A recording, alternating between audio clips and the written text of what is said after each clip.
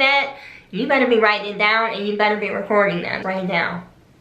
Like, they're not gonna say it again.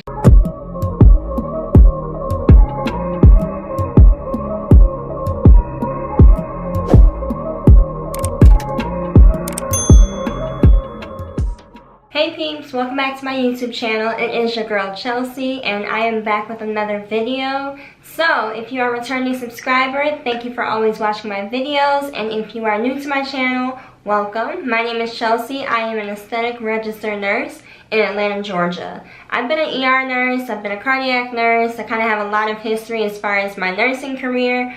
But right now, I'm an aesthetic nurse. So if you are interested in this video and you are starting nursing school, congrats to you for one, because getting into nursing school is very difficult. So congratulations for getting into nursing school, and I have about 10 tips for you guys of how to prepare for nursing school. Just basics. So just the basic type of information that you will need to know before you start nursing school. So if you're interested, make sure you guys keep on watching. So tip number one is to definitely save up money. So save up some type of emergency fund, because honestly you don't know what's going to happen during nursing school. My teacher told me that what can go wrong will go wrong in nursing school. So you don't want to ever be caught with your pants down. You don't want to be out here naked basically with no type of cushion to fall on. So things happen like emergencies, like you get a flat tire on your way to school, or you know, you have car troubles that happen, especially if you live in Michigan, because the winter time is rough. So make sure you guys keep a savings or keep some type of funds for yourself when you start nursing school, because you just never know what's going to happen. Tip number two is to stick to a study routine and be consistent. So if you guys have not checked out my video about me failing my NCLEX, check that out. I will link it right here for you guys. But my study routine once I failed my NCLEX had to change. So what I did was I went to the library. I didn't take my phone with me. If I did, I left it in the car and left it on silent. I studied for about 4 to 6 hours, and then I did that about 2 to 3 times a week. So make sure you commit at least 15, I think they say 15 to 20 hours a week for studying, which sounds like a lot, but it is a lot. Studying in nursing school is definitely so important, because that is the only way that you're going to be able to retain this knowledge and it come back to you like riding a bike. So you don't want to memorize things in nursing school. That's going to lead to failures. Trust me, I've been there. So don't memorize things. Make sure you learn it, understand why you're doing what you're doing, and understand the reasoning behind it. So definitely study, stick to a routine.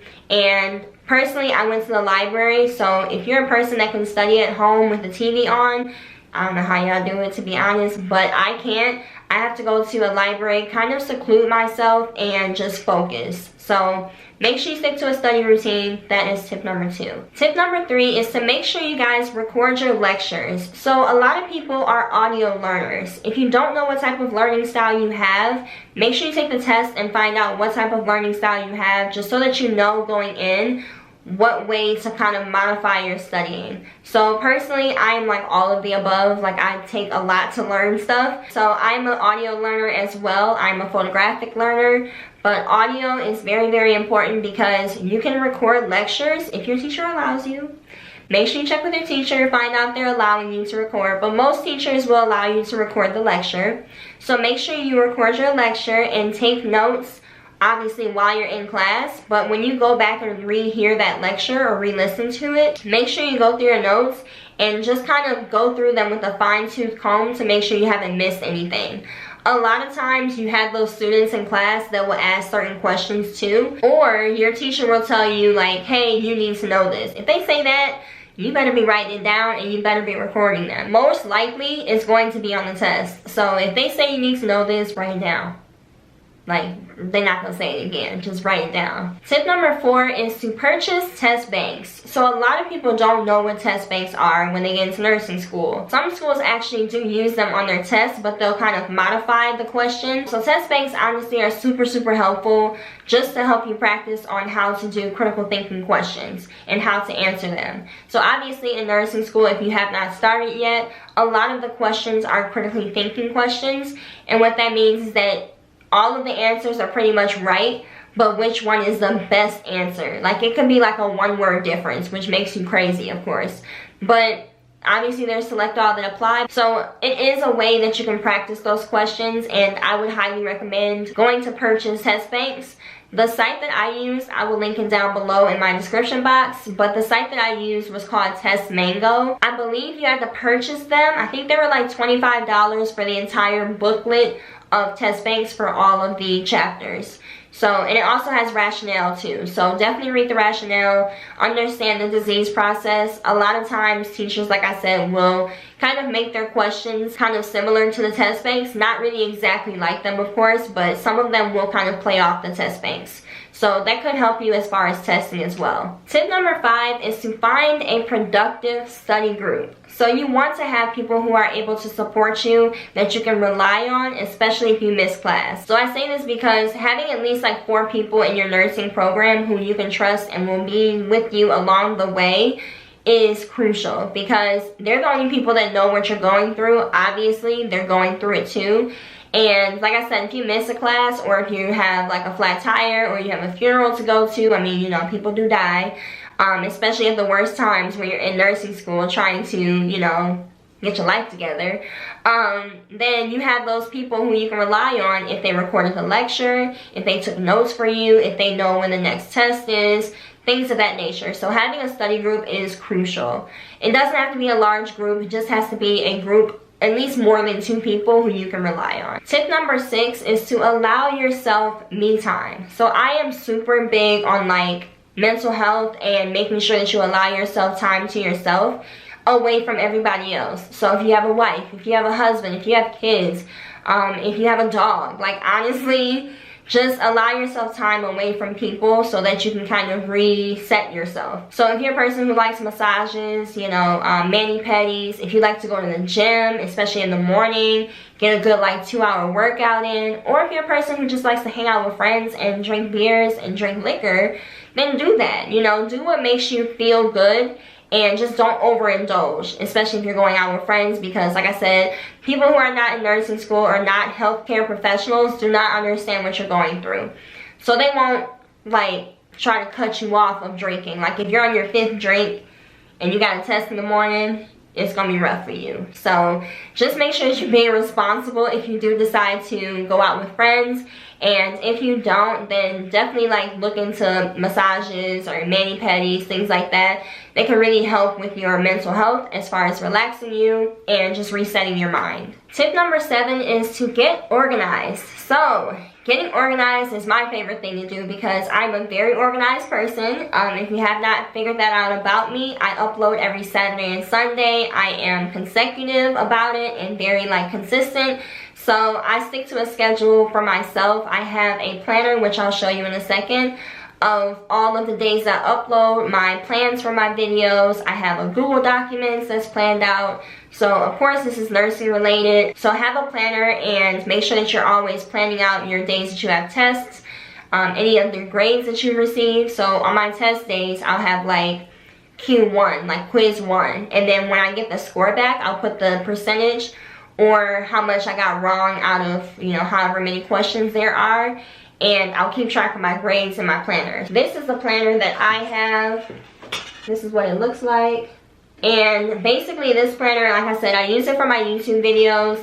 But I bought this from Target. Target has so many great options for planners. They can be a little pricey, but if you have the money for it, definitely go get a planner from Target. You can also get them at TJ Maxx. I'm sure they have them at Home Goods too, so they have planners everywhere. Staples, of course.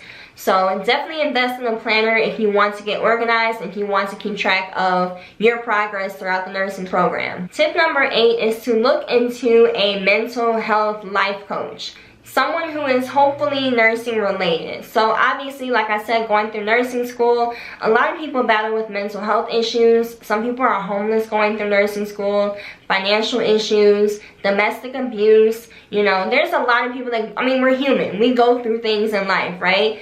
And sometimes it seems to happen at the worst time, you know, ever. And I think that having either a therapist or a mental health coach that is nursing related is really, really helpful, because nursing school is already tough as it is, and then going through your own life situations as well, in addition to nursing school, can be a lot.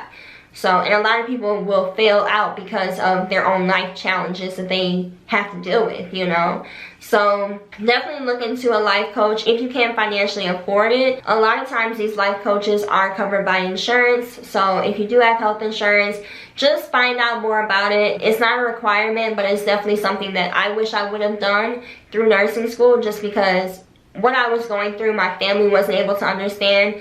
Yes, they were there for support, which I love them for that, but I think that having a life coach who is an expert in that field is really helpful. So just look into it. Like I said, it's another pricey kind of thing sometimes, and it's not a requirement, but it is helpful. Tip number 9 is the most difficult thing for me, honestly, going through nursing school was learning how to think like a nurse. So thinking like a nurse, honestly, is very difficult because you're not a nurse. Unless you went to the program as a CNA or LPN and you have experience in the nursing field, you don't know anything. So thinking like a nurse was really, really difficult for me because when I started the program, I had no medical experience. I didn't become a CNA until about a year into my nursing program. So I was like a deer in headlights, obviously, just memorizing everything that I could memorize, which, like I said earlier, do not do that. It's not a good idea. So I would definitely do practice questions. Like I mentioned earlier, the TestMango, the test banks, definitely do those. Also just practicing on your friends and family. So things like assessments. Everybody knows about a physical assessment. If you have started nursing school already, you probably have heard the horror stories regarding the physical assessment. That is well, honestly, there's a lot of difficult things in nursing school, but that's a very difficult part of your first semester of nursing school to get through. So practice, practice, practice on everybody that you can.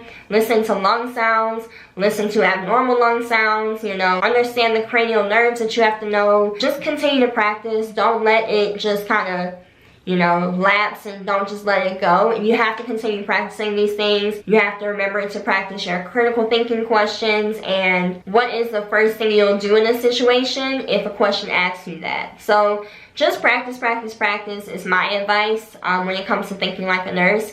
If you already have CNA or LPN experience, and girl, you're golden. Or, you know, I mean, not completely golden, but like you're in a good spot because you kind of have those fundamentals down. Tip number 10 is optional as well, but it is something that continues to help me with my sleep. So as I started as a new grad nurse, I was actually a night shift nurse. So learning how to switch my sleep schedule was, Lord have mercy, it was crazy. Honestly, I'm more of a night person though, to be honest, so it wasn't too bad, but going to sleep at 7 a.m. and 8 a.m. was difficult. So if you're a person who struggles with sleep, definitely invest in a white noise machine. So I will link down below where I got mine from, but I got mine from Amazon and I still use it to this day. I cannot sleep without it, and I don't even work night shift anymore. So it's definitely something that is a great investment. It's not very expensive at all. A lot of people use it for babies to help them fall asleep. So if it knocks a baby out, I know it'll knock me out. Another thing that you should definitely do also, if you have anxiety or if you have like test anxiety, look into getting lavender oil. So lavender oil is really helpful for anxiety. It helps calm you. It helps relax your body. Things like eucalyptus is also really good as well. So they have those oils at CVS or really your local kind of drugstore. So definitely go there and find out if they have lavender oil or a eucalyptus oil. So I definitely put that on my inner wrist, like right here. I put that on my inner wrist whenever I had test days or if I had a lot of anxiety at the clinicals that I was at. I would just kind of sniff my wrist a little bit or just rub it together and rub it on my clothes so that I was able to kind of calm myself down. That worked for me all throughout nursing school. I mean, obviously you still have anxiety. It's not going to like fully go away until, I think a lot of my anxiety as far as like nursing went away after I graduated and like actually passed my NCLEX. After that, it was a different type of anxiety, but it was nowhere near like nursing school anxiety. So, and I'm not saying that to scare anybody. Like, you know, obviously going through any career is going to be tough. It's going to have its challenges. So don't shy away from nursing school just because of the anxiety, because, you know, people who go to engineering school, they go through a lot too. So we're not the only ones. Also invest in a good amount of supplies. And then I'm going to show you guys my stethoscope. This stethoscope, I have 2 of them. I had an orange one. It was a Littman. So the reason why I got a Littman is because when I first got into nursing school, I actually had so it was like a $30 one. And I have hearing issues. I always have since I was a baby. So I invested in a Littman, but it was a classic 2, I think. I'll have to look that up. I think it was a classic 2, but it was orange, and I heard really well through it. But when I graduated nursing school, I got this baby, and it was like, I think it was like $200. But it is a cardiology 3, I think. Anyway, I'll link them both down below for you guys, but the other one is orange, this one is black. And it has this little triangle right there. I can't exactly remember what it is for, but if I find out, I will, you know, let you guys know. Anyway, it's kind of thick. It's thicker than the other ones because it is a cardiology specific one. And then the bell of it is like this. So invest in a nice stethoscope, I would definitely say, especially if you're going to a specialty. So if you're doing ICU nursing or ER nursing like myself, then definitely invest in a nicer stethoscope because you're going to need it. So I think that's all that I have for you guys. Again, thanks for tuning in to another video of mine. Thank you for my 200 subscribers. Honestly, I think I'm actually at 218. So for each month, I've set a goal for at least 100 subscribers every month. I think that is definitely something that I can manage, especially with my consistency on my platform. But thank you again for subscribing to my channel, and if you enjoyed this video, make sure you guys like, comment, and subscribe. And I will see you guys in my next video. So have a great day and enjoy your weekend. Bye guys.